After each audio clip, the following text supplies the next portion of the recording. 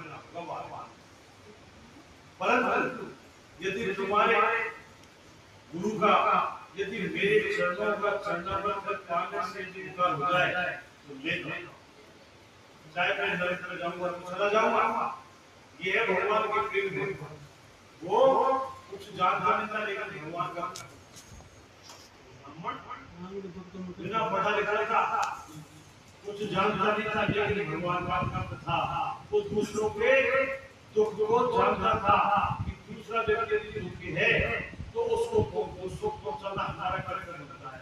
उन्होंने कहा ब्राह्मण ने कि यदि मेरा चरण पाने से यदि तुम्हारे गुरुदेव का यदि उपकार करता हो, उपकार करता हो तो ले जाओ, मैं नरक में जाऊंगा, कहीं भी नहीं जाऊंगा।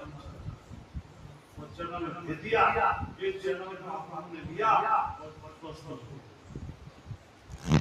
तो यहाँ पर इस बात को बताया है कि शिष्यों ने जो ब्राह्मणों की निंदा की,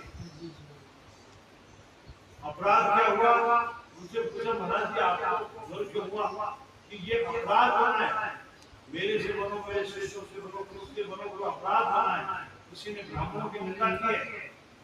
जब चेले समझ गए कि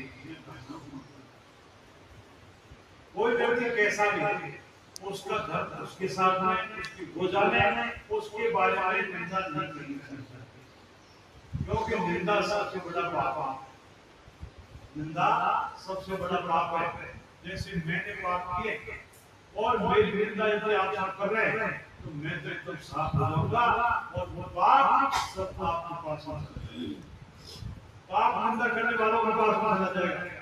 अब देखिए एक बार की बात है, एक बार क्या हुआ, एक राजा ने 1000 ब्राह्मणों को निमंत्रण किया, 1000 ब्राह्मणों को निमंत्रण किया और बहुत खूब रसोई, खीर मालपुआ वगैरह उन्होंने बनाए, बढ़िया रसोई बनाएंगे, रसोई का बढ़िया रसोई बनाएंगे।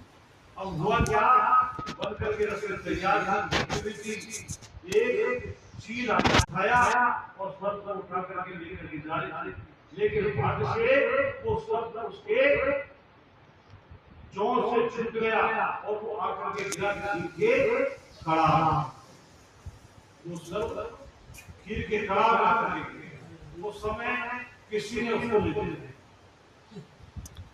ने रसोईया ने देखा, ने किसी बेचने वालों ने देखा, और ब्राह्मणों को बुला दिया और थोड़ी देर में सारे ब्राह्मण अब तो हाहाकार मच गया, ब्राह्मण मर गए, ब्राह्मण मर गए, इसमें क्या है, इसमें क्या है, जहर देखा उसने